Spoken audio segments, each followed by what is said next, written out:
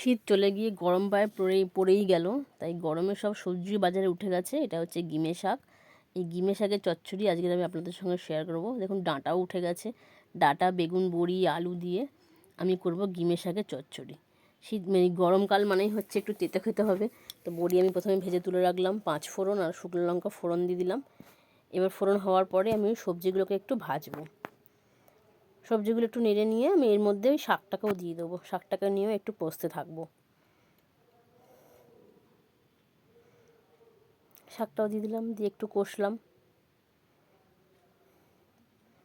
ভালো করে কষে নিয়ে আমি এর মধ্যে দিয়ে দেবো নুন আর হলুদ। ব্যাস, এতে আর কিছুই মশলা পড়বে না। এবার আমি জল দিয়ে দেবো প্রয়োজন মতো, আর দিয়ে দেবো বড়ি।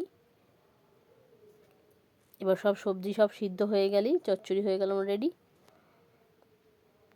তো আমার গিমে শাকের চচ্চড়ি রেডি হয়ে গেল। এটা খেতে তো সুন্দর লাগেই, আর গরম মানেই হচ্ছে একটু তেতো।